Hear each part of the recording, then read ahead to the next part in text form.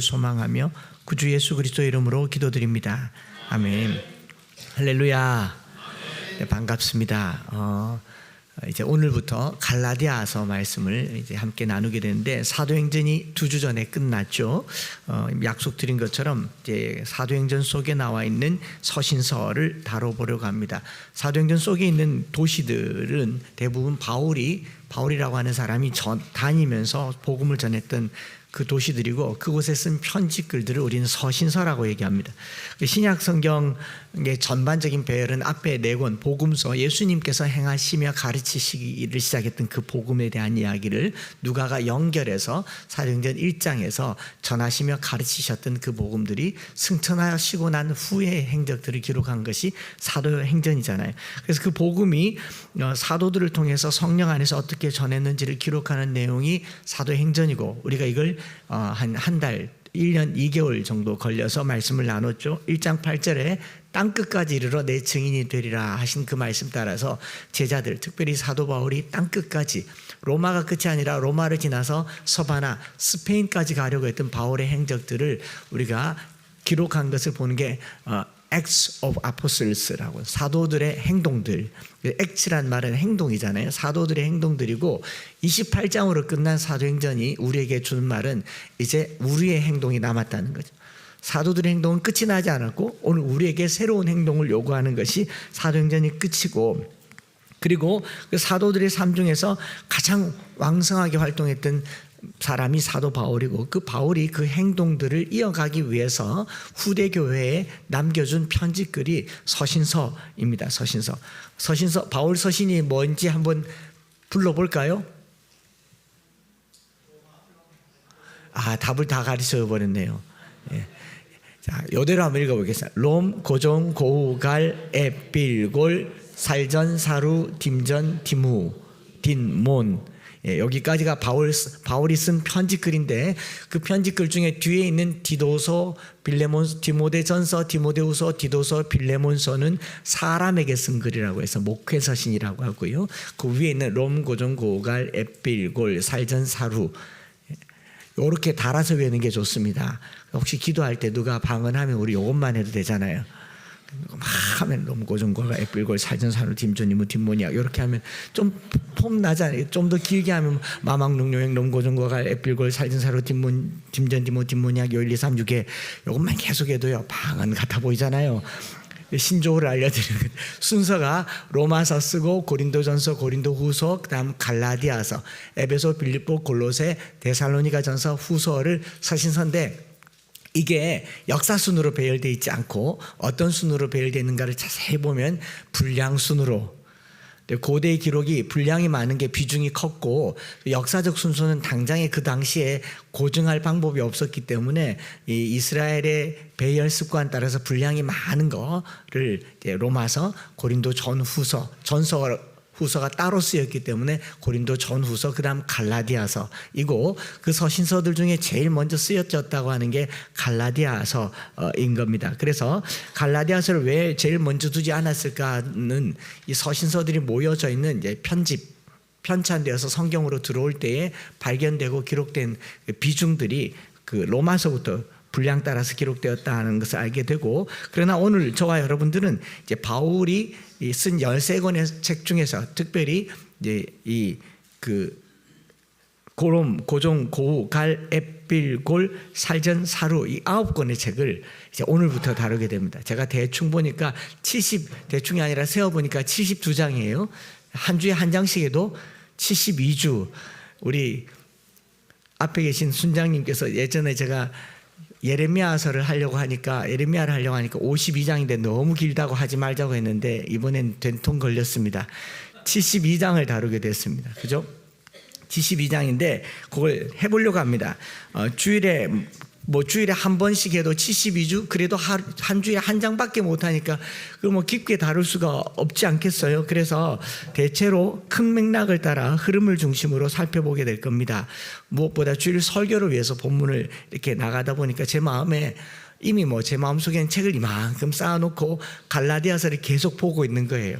신학적인 이슈들, 복음이 뭔가 계속 보고 있는데 마음 한켠에 그건 수요일 날 해도 안 되겠는가 싶어서 여러분 수요일 오시면 좀 깊게 다룰 수 있고요. 또 주일 날 이걸 다 얘기하는 동안 마치 어느 날 어느 순간에 야, 너 참 많이 안다. 많은 지식과 정보를 제공하는 강의로 끝나서는 안 되겠다 싶어서 주일은 최대한 줄이고 축소해서 성령님께서 우리에게 들려주시는 메시지만을 뽑아보려고 합니다. 그러니까 주일 1시간 설교로 갈라디아서를 다 할 거라는 생각은 하지 마시고 순모임에서나 수요일 날 모임에 와서 좀 더 깊게 보면 좋겠다 싶습니다. 아무튼 그렇게 해서 오늘 우리 갈라디아서를 시작하는데요. 바울 서신 중에 뭐 나중에 기록했다라고 하는 북갈라디아서도 있지만 뭐 대체로 남갈라디아서라고 해서 가장 먼저 기록했습니다. 이 갈라디아서가 좀 러프하고 거칠고 말도 험하지만 갈라디아서가 바울 서신에 어떻게 보면 이게 포문을 연 그 바울의 글재주의 포문을 연 글이기 때문에 중요해서 독일 신학자 게르트 타이센이라고 하는 사람이 갈라디아서를 기독교 신앙의 마그나 카르타, 기독교 신앙의 대헌장이다. 그만큼 중요한 책이라고 얘기를 할 수 있죠. 마틴 루터는요, 갈라디아서를 이 책은 나의 서신이다. 이 책은 나의 아내다. 나는 갈라디아서랑 결혼했다. 갈라디아서는 나의 부인 카타리나 폰 보라라고 말할 정도로 갈라디아서를 사랑했습니다. 그래서 루터의 갈라디아서 주석이 로마서 주석보다 2배나 더 많아요. 본문은 로마서의 반도 안 되는데 주석을 더 많이 한 이유가 마틴 루터가 종교개혁을 할 때 갈라디아서에 훨씬 더 많은 인사이트가 있었다라는 겁니다. 최근에 누가 로마서 백독하기 챌린지를 하더라고요. 로마서 백독하면서 삶이 변하고 그 복음의 핵심을 안다라는 말씀을 들었는데 곰곰이 생각하니까 갈라디아서 백독 정도는 하겠다. 왜 어렵겠습니까? 신구약 성경이 전체 1189장인데 갈라디아서 6장을 백독하면 자례가 600장밖에 안 되는데 이거 못할 일이 아니지 않겠어요? 갈라디아서 백독도 괜찮겠다 싶은 마음이 들었는데 그래서 이거 이 정도 하면 암송도 하겠는데 각절 100절씩 100번씩 읽으면 백독이잖아요. 갈라디아서 전장이 몇 절인가를 세봤더니 149절이에요. 야, 뭐 1, 2단계 정도밖에 안 되네? 욕심내시기 바랍니다. 고조 갈라디아서 전장은 내가 암송해야 하지 않겠어요? 149절이에요. 마태복음 5, 6, 7장도 112절인데 하지 않습니까? 그러니까 그 마음에 이런 사모함이 생겨서 로마서 100번 읽고 삶이 변한다면 갈라디아서 100번 읽고 우리 안에 진짜 복음이 뭔지를 알게 되는 그런 사모함이 이 책의 시작이 되기를 바랍니다.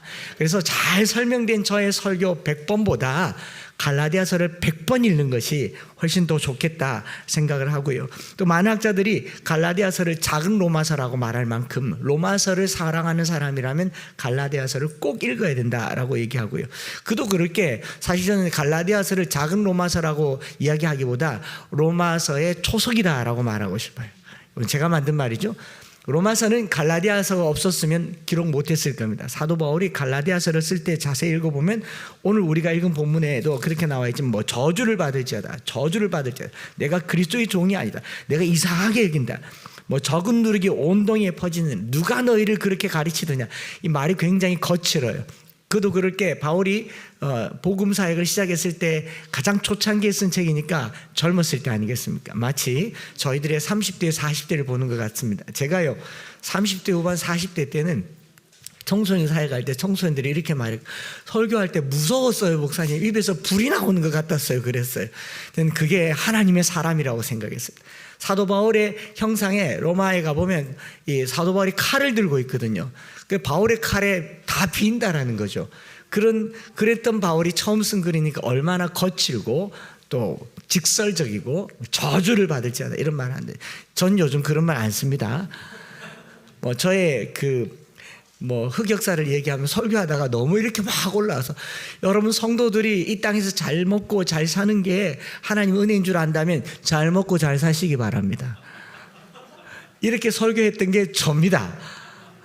예, 안 믿으시겠지만 저의 흑역사예요. 미울 때가 있잖아요. 근데 바울이 갈라디아서를 그런 마음으로 썼던 것 같아요. 왜냐하면 2가지 공격을 받았는데 사도 바울의 요즘으로 치면 학위, 목사 안수는 가짜다. 사도 바울의 사도성에 대한 의심을 제공했고, 그다음 바울의 복음은 진짜가 아니다. 이렇게 되니까 바울이 굉장히 격한 마음으로 이걸 쓰고 한참 지난 후에 고린도에 가서 자기의 생각을 잘 가다듬어서 책상에 앉아서 새로 쓴 게 로마서입니다. 그러니까 갈라디아서를 깊게 이해하면 로마서를 볼 때 훨씬 더 큰 은혜가 있다라는 것이지 않겠어요? 그래서 갈라디아서는 갈라디아에 있는 교인들이 수신자니까 갈라디아에 있는 전체 지역이 바울이 1차, 2차, 3차 전도여행을 하면서 다녔던 그 지역인데요. 대부분 남부 갈라디아 교인들이었을 거고 모두 6장으로 구성되어 있습니다. 지난주에 김창규 선교사님이 로마서 12장을 가지고 로마서 전체를 짧게 브리프한 걸 보셨죠? 거기 보면 바울이 쓰는 편지의 방법들이 있습니다. 이후로도 다 그래요.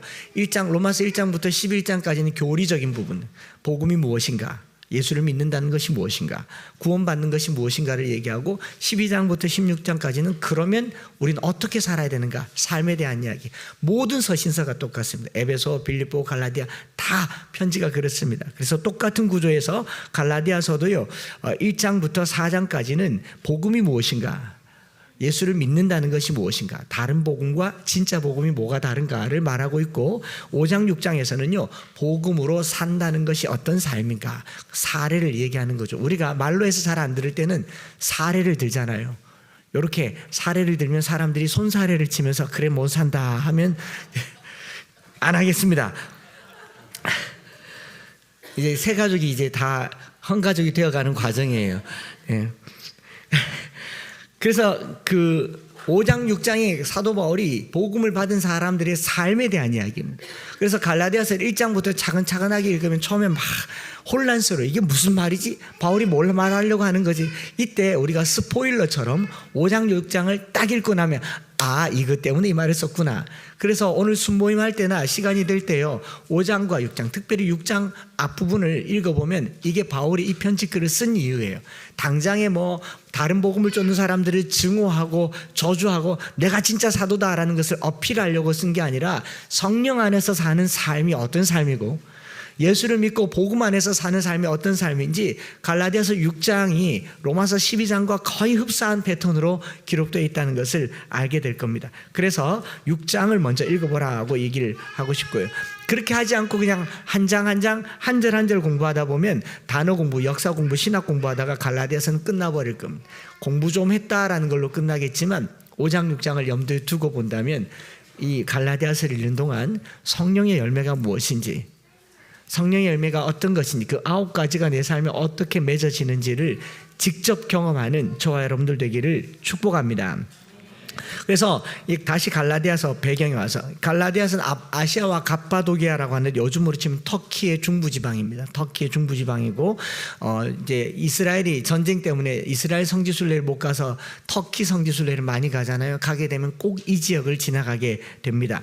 주로 이 지역은 1차 전도여행 때 다녀갔지만 2차 전도여행 때도 이쪽으로 다녀갔고 3차 전도여행 때는 아예 육로로 이리 와서 갔다가 예루살렘으로 2차 때 육로로 왔다가 배 타고 예루살렘에 가서 다시 갔던 1, 2, 3차 때 다 거쳐갔던 곳이 갈라디아 지방입니다. 요즘으로 치면 경상북도, 그러니까 경상북도서라고 보면 되죠. 특정한 한 지역보다 그 지역 전체인데 어떤 지역이냐면 비시디아 안디옥, 이고니온, 루스드라, 더베 이 등을 중심으로 한 갈라디아 남부 지역을 통칭 갈라디아라고 얘기합니다. 바울이 1차 전도여행 때 안디옥 갔었죠. 이고니온 갔었죠. 루스드라 갔습니다. 더베 갔습니다. 복음을 전했습니다. 어땠습니까? 많은 사람이 예수를 믿었습니까? 죽을 고생을 했어요. 돌로 쳐서 죽이고 배척하고 따라다니면서 배척하고, 그것도 이제 이방인들도 있지만 유대인들이 꽤 많은 지역에서 고난을 받고 그런 고초를 경험하면서 복음을 전했던 곳이 갈라디아서입니다. 그럼에도 불구하고 그 과정에서 많은 이방인들이 예수님을 믿게 된 거예요. 그래서 거기에서 제자들을 세운 곳이 바로 갈라디아 교회인데, 어찌 보면 바울에게서는 사역의 첫 열매죠. 돌에 맞고 박해받고 고난받으면서 바울이 세운 첫 교회가 갈라디아 교회인데, 첫 사랑과 같은 교회인데, 그런 갈라디아 교회 나중에 이렇게 소식을 들어보니까 바울이 복음을 전했는데, 바울이 누구야?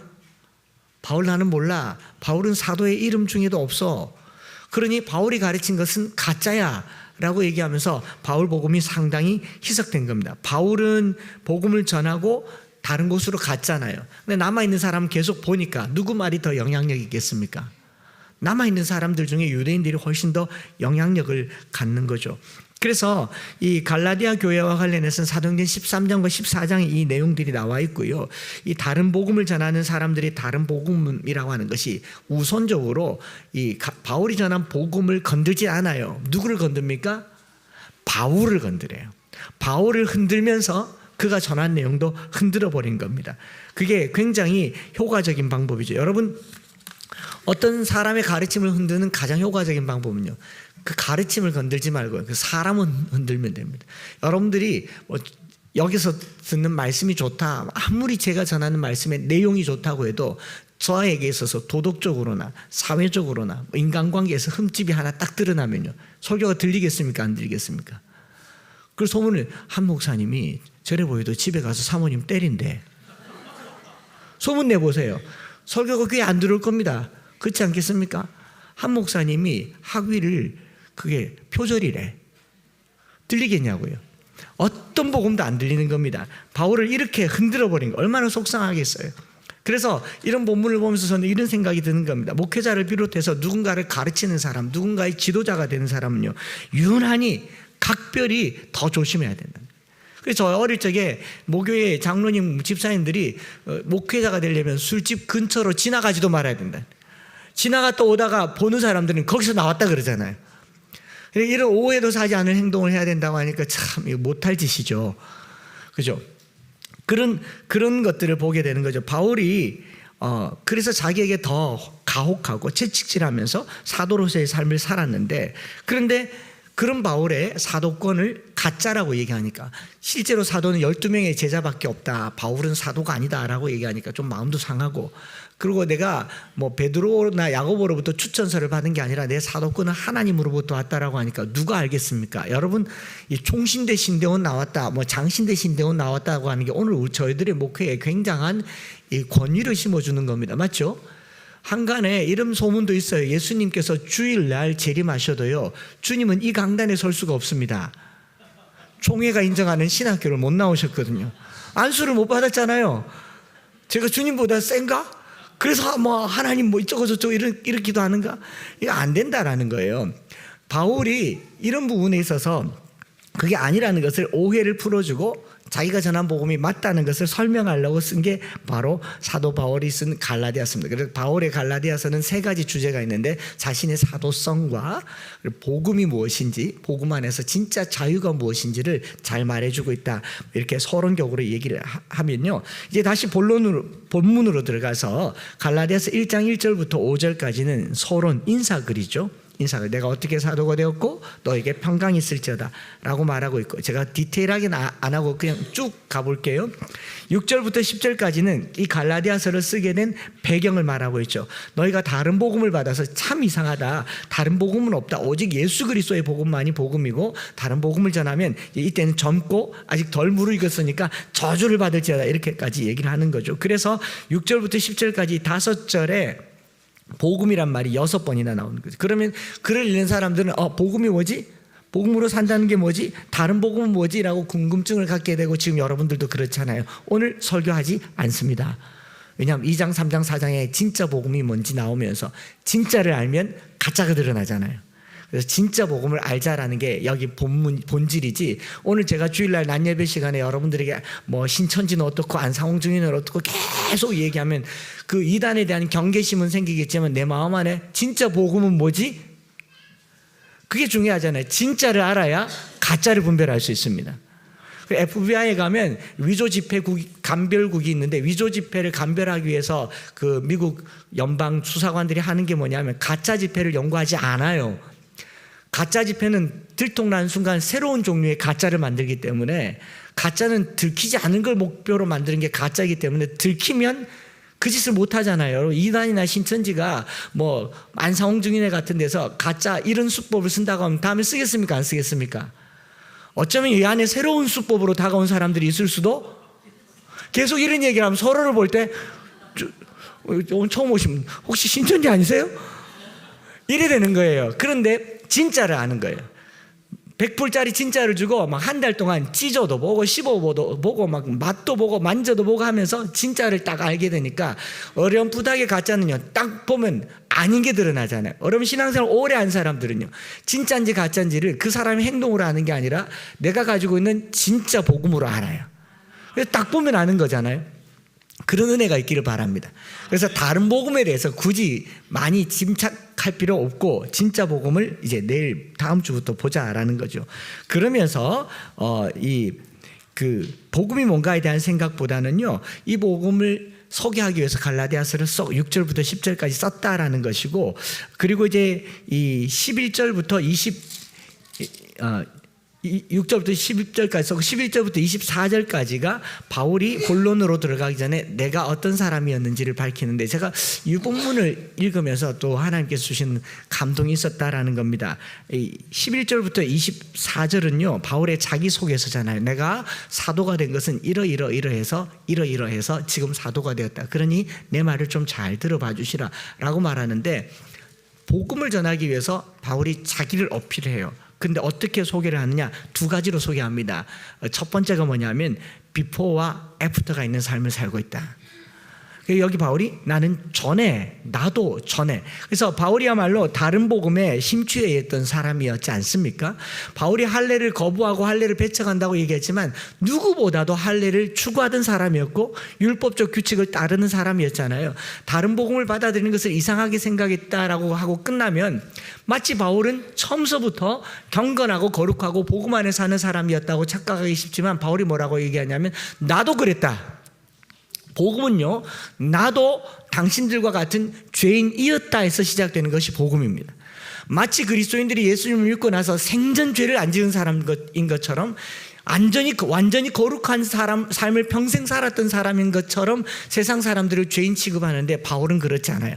나도 너희와 똑같은 사람이었다. 비포가 있는 삶이죠. 비포.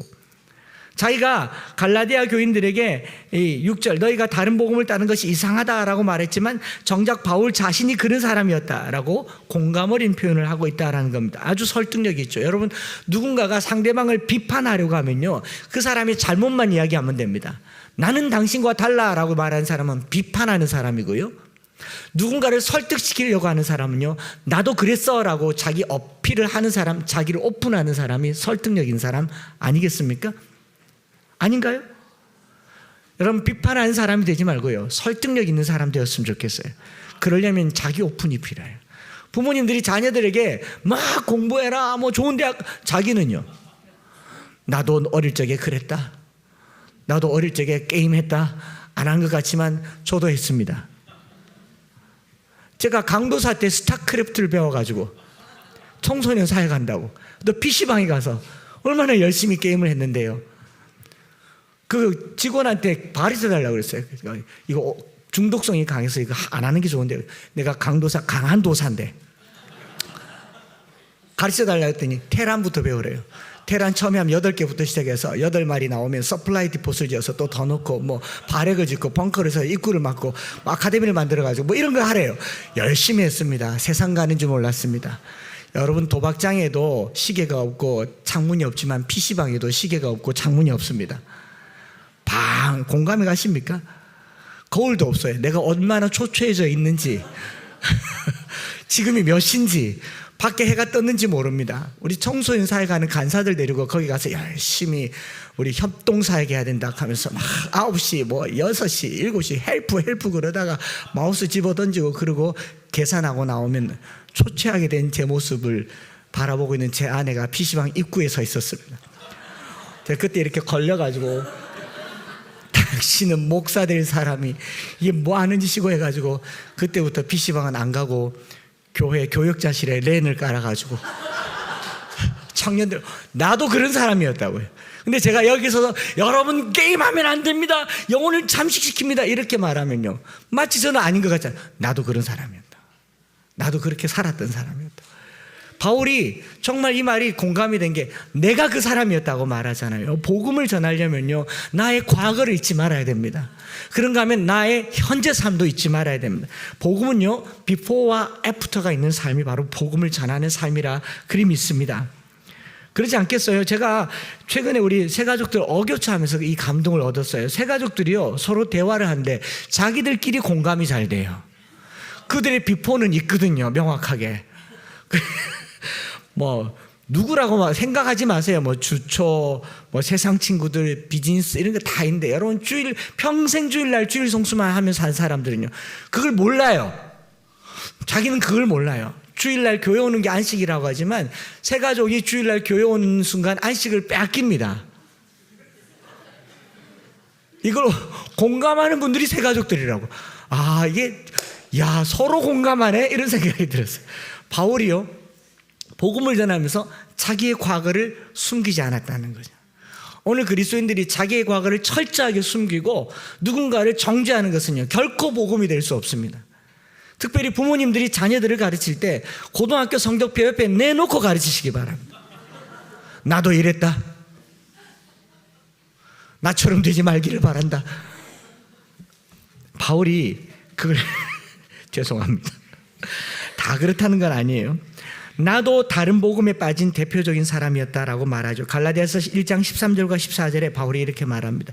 내가 이전에 before라고 말하죠. 유대교에 있을 때에 행한 일을 너희가 들었거니와 하나님의 교회를 심히 박해하여 멸하고 내가 내 동족 중 여러 영갑자들보다 유대교를 지나치게 믿어 내 조상의 전통에 대하여 더욱 열심히 있었다. 너희들보다도 내가 더 열심히 있었다라고 얘기하지 않습니다.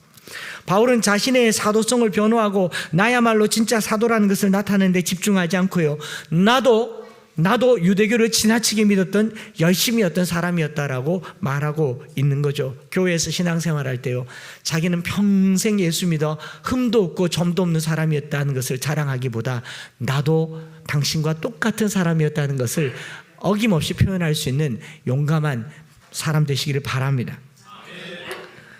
오늘 우리가 신앙생활 할 때요 이 신앙생활이 늘 새로우려면요 전에 내가 어떤지를 알아야 돼요. 전에 내 삶이 어땠는지를 알면 오늘 내 삶이 날마다 새로워지는 겁니다. 전에 것만 계속 붙들고 있으면 전통이지만요 오늘 것을 바라보면 비포와 애프터가 있는 삶, 그런 삶을 사시기를 바랍니다. 이미 예수 믿어 구원받은 삶이라도요 오늘 죽어서 천국 가는 게 아니잖아요. 그러면 어제의 삶을 잊지 말고 오늘을 날마다 새롭게 만들어가는 삶을 우리는 전문 용어로 성화라고 얘기합니다. 구원이 단회적으로 나타나는 것 같지만 구원은 예수 믿음으로 결정되어지고 이 구원을 이루기 위해서 두렵고 떨리는 마음으로 매일매일 새로운 삶을 사는 것, 이것을 성화라고 말하지 않겠어요? 여러분 매일 새로운 삶을 살아가는 저와 여러분 되시길 바랍니다. 그래서 오늘 우리가 예수 믿는 거는요 좀 경상도 말로 한번 따라해볼까요? 아직 멀었다. 서울 말로 아직 멀었다. 아닌가요? 경상도가 낫겠습니다. 아직 멀었다. 이걸 우리 경상도 전문용어로는 택도 없다. 여러분 오늘 내가 예수 믿어서 이걸 다 이루었다고 생각하시면 안 됩니다. 그래서 사도 바울은 빌립보서 3장 13, 14절에 형제들아 나는 내가 아직 잡은 줄로 여기지 아니하고 오직 한 일 뒤에 있는 것은 잊어버리고 비포는 잊어버리고 앞에 있는 것을 잡으려고 표태를 향하여서 그리스도 예수 안에서 하나님이 위에서 부르신 부름의 상을 위하여 달려가노라 라고 얘기하잖아요. 비포가 있는 삶은 매일매일 삶을 새롭게 살아가는 삶을 말하는 겁니다. 잡은 줄로 여기지 않았습니다. 이루었다고 생각하지도 않았습니다. 부름의 상을 위하여 달려간다라고 말합니다. 바울의 자기소개는 과거에 그가 어떤 사람이었는지 그리고 지금 자기가 어떤 사람이 되었는지 앞으로 어떻게 살게 될 것이었는지 이게 복음의 과정인 줄 믿습니다.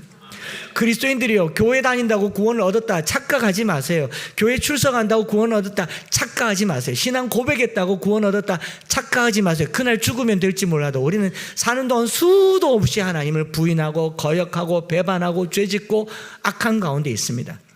매일매일의 삶이 비포와 애프터가 되기를 원합니다. 오늘은 내일의 어제입니다. 너무 어렵나? 오늘 완벽한 삶인 것 같아도 내일 되면 더 완벽한 삶을 살려고 더 나은 삶을 살려고 노력하고 추구하는 신앙생활 하시기 바랍니다. 사람이 언제 정체가 되냐면요 자기 히스토리를 영원히 간직하려고 하는 거예요. 이것도 우리 경상도 전문 용어의 왕년에 또는 요즘 젊은 사람들이 쓰는 나 때는. 그걸 계속 가지고 사는 사람들은요, 과거에 매여 사는 사람. 제가 엠마오 교회 개척하면서요, 제일 먼저 했는 게 뭐냐면 이전의 교회의 관행들을 안 하려고 무지하게 노력했어요. 이전 교회에서 부른 노래도 안 불렀습니다. 제가 이전에 신앙생활하면서 엄청 은혜 받았고 그 교회에서 엄청 신앙생활하면서 좋았었지만 교회를 새롭게 시작하면서 그거 다 버리려고, 그때 제일 많이 불렀던 찬송이 뭐 이제 내가 살아도, 한 번도 불러본 적 없어요. 사랑합니다 나의, 한 번도 불러본 적이 없어요. 그 곡이 나빠서가 아니라 전과 같이 살고 싶지 않아서 그래요. 전과 같이 살고 싶지 않아서. 신앙생활은요, 우리 새 학기가 됐잖아요. 작년처럼 살지 마시기 바랍니다. 그럼 요래돼요. 더 나은 삶을 향해서, 더 은혜를 향해서, 표대를 향해서 달려가는 저와 여러분 되시기 바랍니다. 구원은 따놓은 당상이 아닙니다. 사도 바울이 오죽하면 두렵고 떨림으로 구원을 이룬다고 했겠습니까? 부지런히 노력하는 삶이 되기 바랍니다. 이것은 행위가 아니에요. 율법이 아닙니다. 구원받은 자의 삶의 캐릭터, 특징입니다. 다른 복음이라고 하는 것의 특징이 뭐냐면요, 이전의 관습을 끝까지 끌고 가려고 하는 게 다른 복음. 오늘 교회도 전통이 좋지만 전통을 고집하면 율법주의가 됩니다. 그렇지 않습니까? 제가 신학하면서 제일 이렇게 고민됐던 게 뭐냐면요, 우리가 배우는 신학과 교리가 조직 신학이 틀리지 않아요. 완벽합니다. 완벽하고 그것들은 우리 오랜 역사 속에서 검증된 것이 조직 신학입니다. 그런데 신학 때문에 하나님이 신학 안에 갇혀서는 안 됩니다. 하나님이 원하시면 그보다 더한 일도 하시겠죠. 이 균형을 잘 이루는 게 중요해요. 신학을 버려서도 안 되지만 신학에 갇혀서도 안 되잖아요. 그게 비포와 애프터입니다. 하나님이 오늘 일하시면 이전에 없었던 새로운 경험도 하게 될 줄 믿습니다. 하나님이 전통과 신학의 메인분이 아니다라는 것이 바울이 말한 다른 복음이에요. 바울이 말하고자 하는 것이 바로 비포, 전에 행위가 있었다면 애프터, 지금 은혜로 산다는 거예요. 그래서 전에라는 표현을 씁니다. 13절에 내가 전에, 디모데전서 1장 13절에 내가 전에는 비방자요 박해자요 폭행자였으나 도리어 긍휼을 입은 것은 내가 믿지 아니할 때에 알지 못하고 행하였습니다. 15절에 미쁘다 이 모든 사람이 받을 만한 이 말이여 그리스도 예수께서 죄인을 구원하시려고 세상에 임하셨다 하였도다. 죄인 중에 내가 괴수라. 자기 비포를 아는 거예요. 그리고 오늘 내가 그렇게 살지 않는다라는 것을 얘기하고 있는 겁니다. before를 잊지 말고 after를 살아가는 저와 여러분들 되시기를 바랍니다. 이 before와 after 사이에 바울을 변화시키는 가장 핵심이 복음이고, 그 복음을 받은 삶을 어떤 삶이라고 얘기하냐면 은혜가 있는 삶이에요. 바울은 자기가 복음을 받았다, 깨달았다, 복음을 알았다, 복음을 믿었다를 자기라는 주어를 빼버리고 은혜로 받았다.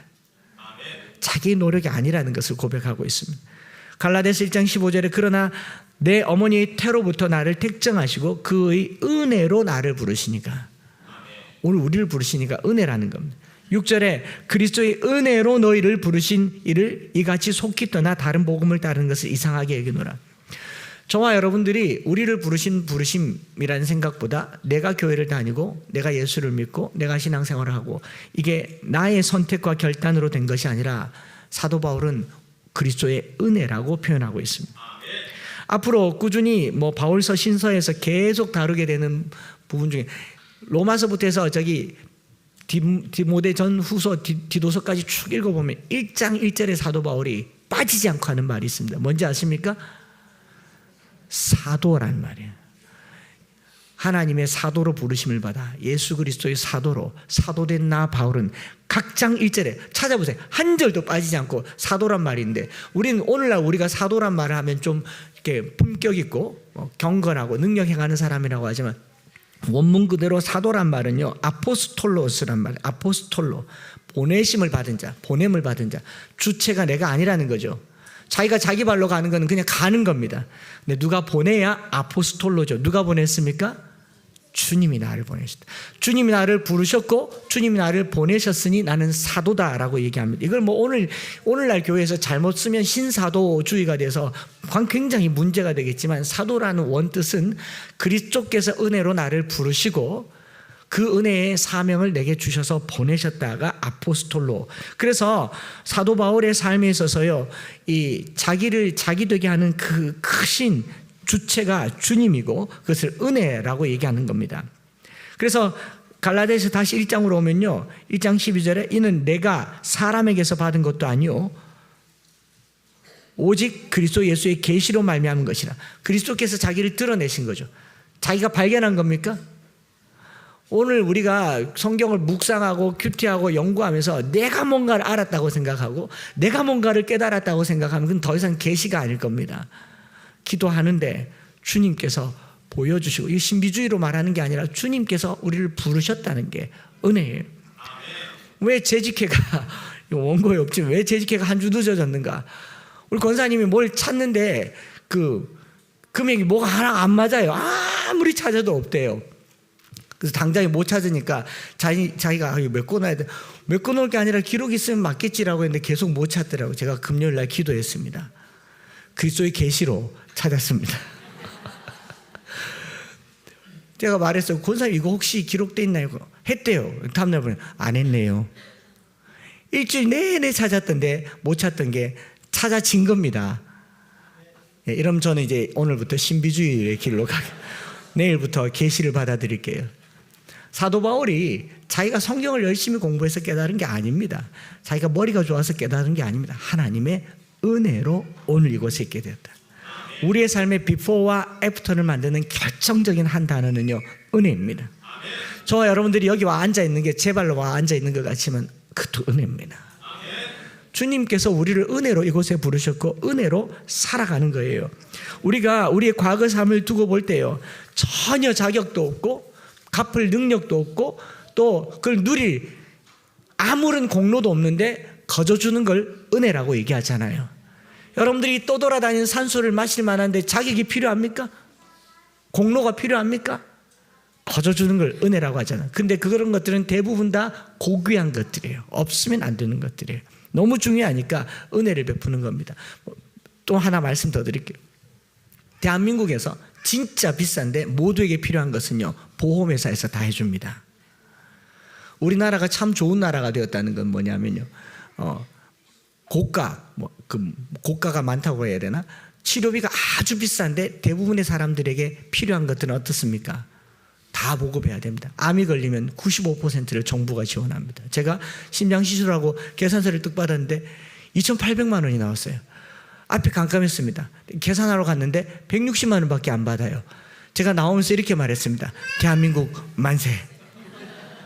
왜냐하면 너무 귀한 거니까. 그러나 너무 귀한 것을 모든 사람에게 줘야 하니까 거저 주시는 게 은혜입니다. 값싼 게 아니에요. 싸구려에서 버리는 걸 누가 그렇게 하겠습니까? 너무 비싼데 너무 고귀한데 모두에게 혜택을 줘야 하니까 보험 처리한단 말이에요.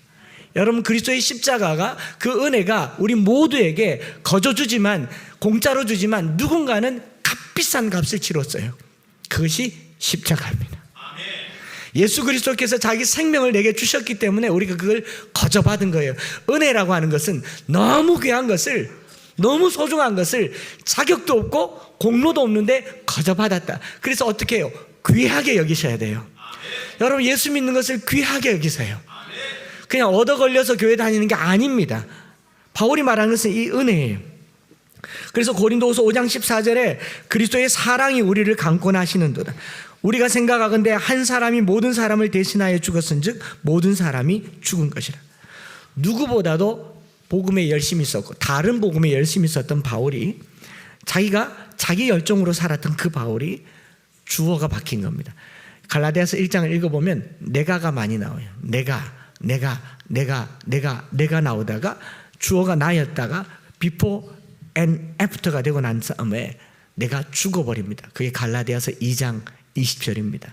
같이 한번 암송해 볼까요? 내가 그리스도와 함께 십자가에 못 박혔나니 그런즉 이제는 내가 산 것이 아니요 오직 내 안에 그리스도께서 사시는 것이라. 이제 내가 육체 가운데 사는 것은 나를 사랑하사 나를 위하여 자기 자신을 버리신 하나님의 아들을 믿는 믿음 안에서 사는 것이라. 내가가 아니라 믿음 안에서. 내가가 아니라 그리스도 안에서 내 자아가 죽어지고 그리스도가 사는 삶이 복음이라고 사도 바울은 복음을 전한 게 아니라 자기의 삶을 전했어요. 오늘 저와 여러분들의 삶에 비포와 애프터가 있고 그 안에 복음의 은혜가 있는 삶, 그거면 갈라디아서 2장, 3장, 4장은 필요 없습니다. 바로 5장으로 넘어가도 돼요. 오늘 우리 삶 속에 그런 삶이 자녀들이 봤을 때도 우리 아버지가 비포와 애프터가 있다. 우리 엄마의 비포와 애프터가 있다. 자녀들이 신앙을 잃어버리는 결정적인 이유가 1번이 부모님 때문이라고 하잖아요. 2번이 목사님 때문이고 3번이 뭐 세상 재미라고 하잖아요. 컴퓨터 게임 때문이 아니에요. 좋은 부모님들 되시기 바랍니다. 바울이 자기를 오픈하니 그게 복음이 되는 거예요. 우리의 삶의 뚜껑을 열고 복음을 전하는 한 주간 되시기를 축복합니다. 바울이 다소 거칠게 화가 난 듯이 저주를 받을지어다 너희들 이상하다라고 말했지만 시간이 지날수록 바울은 마음을 다시 다져잡고 이렇게 말합니다. 내가 그랬다. 나도 그랬다. 나도 죄인이었다. 진짜 복음은요, 복음이 나를 통과한 흔적을 말할 수 있어야 됩니다. 전들 아니었겠습니까? 전들 구질구질한 삶이 없었겠습니까? 그것이 복음이 되어지는 저와 여러분들 되시기를, 그 은혜로 부르신 부르심 앞에 다 나아가시기를 축복합니다. 이 찬양 드리면서 한번 기도하면 좋겠어요. 하나님의 부르심에는 후회하심이 없습니다. 저와 여러분들 같은 삶을 부르신 것이 객관적으로 보면 후회해야죠. 하나님이 부르실 때는 돈도 좀 많고 실력도 좀 있고 능력도 좀 있는 사람 불러야 되는데 어디 쓸데없는 저와 여러분들을 부르셔서 내 생각보다 훨씬 더 큰 일을 만들어 가신 그 하나님을 같이 고백하면서 기도하시겠습니다.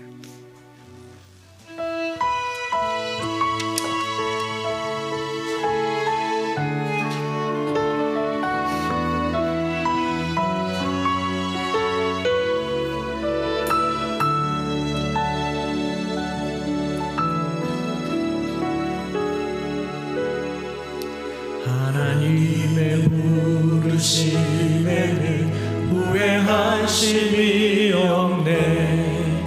내가 이 자리에 선 주님 은혜입니다. 주의 부르심이라. 하나님의 부르심에는 실수가 없습니다. 결코 실수가 없네. 나를 부르신 하나님의 신실하심을 믿네. 하나님의 부르심에는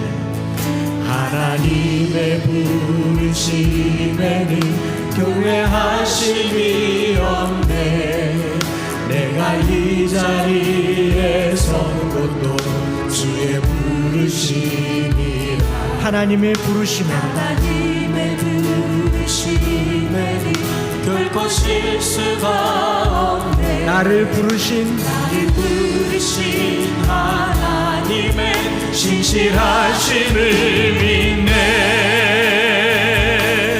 날 부르실 때 내 생각보다 크고 날 향한 계획 나의 지혜로 측량 못하나 가장 좋은 길로, 가장 완전한 길로 오늘도 날 이끄시 믿네.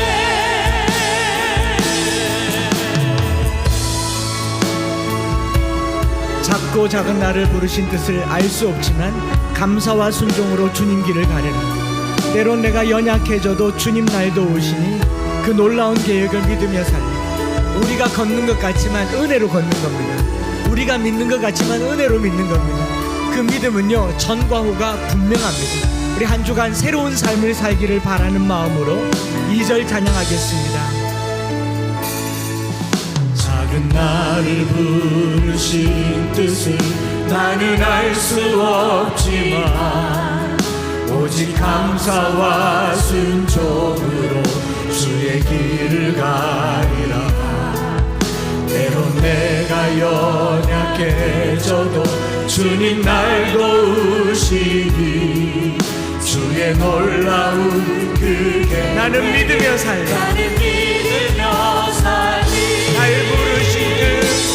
날 부르신 듯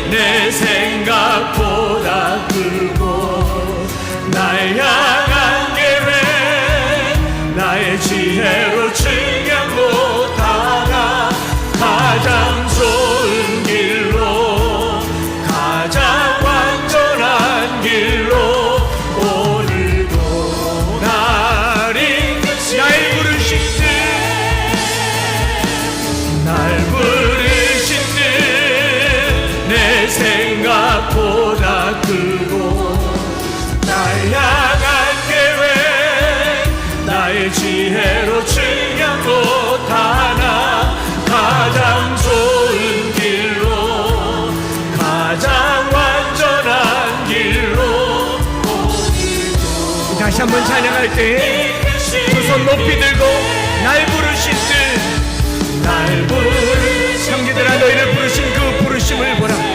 육체를 따라 지혜 있는 자가 많지 아니하며 강하고 능한 자가 많지 아니하되 나의 연약함을 들어 강하게 하시고 나의 가난함을 들어 부유한 자를 부끄럽게 하시는 하나님, 그것은 은혜입니다. 가장 좋은 길로 인도하시는 주님, 가장 완전한 길로 인도하시는 주님, 어제와 오늘과 내일이 다른 삶을 살게 하여 주시옵소서. 주여 부르짖고 기도하겠습니다. 주여,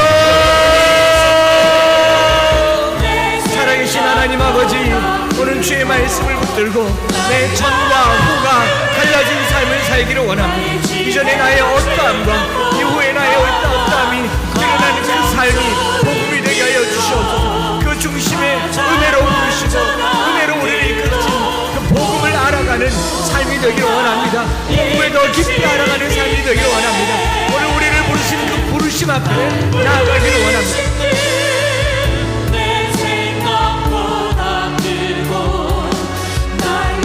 하나님의 자녀로 부르시고 하나님의 백성으로 부르셨으니 그 은혜에 감격하며 그 부르심에 감격하며 감사하며 살아가는 한 주, 아버지 하나님, 매일매일 더 나은 삶으로 완전한 길로 나아가는 이 한 주가 되게 하여 주시옵소서.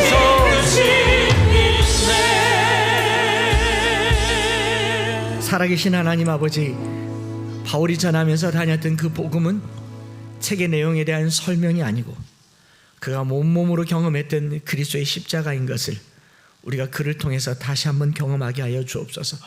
우리가 공부를 많이 해서 또 연구를 많이 해서 구원에 이르는 것이 아니라 바울이 만났던 그 주님을 우리도 만나기를 원합니다. 바울이 통과했던 그 십자가를 우리도 통과하기를 원합니다. 나도 전에 그와 같았던 것을 결코 부인할 수 없습니다.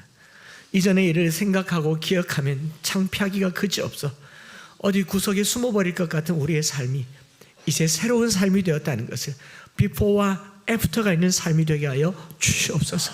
주님, 우리가 그것이 은혜로 된 것인 줄 알아 날마다 겸손하게 나는 죽고 예수로 사는 삶이 되게 하여 주시옵소서.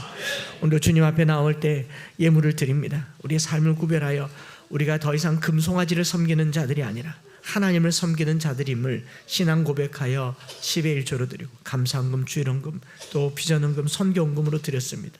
쓰여지는 곳마다 복음이 전해지게 하여 주시고 하나님의 나라가 드러나게 하여 주시옵소서. 구주 예수 그리스도의 크신 은혜와 아버지 하나님의 변함없으신 사랑하심과 성령 하나님 위로 교통 충만 역사하심이 나의 전의 삶과 지금의 삶과 앞으로의 삶을 은혜로 살겠습니다. 변화가 있으며 변화를 보여주는 삶을 살기를 원합니다. 마음에 다짐하는 사랑하는 모든 성도들 머리 위에 이제로부터 영원토록 함께 있을지어다. 아멘.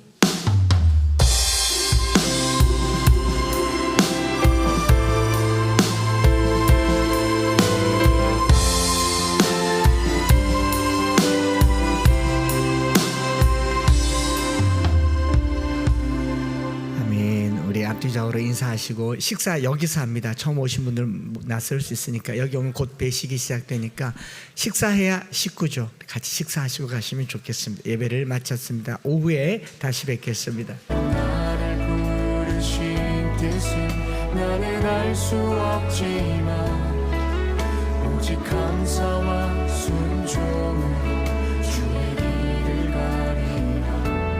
때론 내가 주님 날도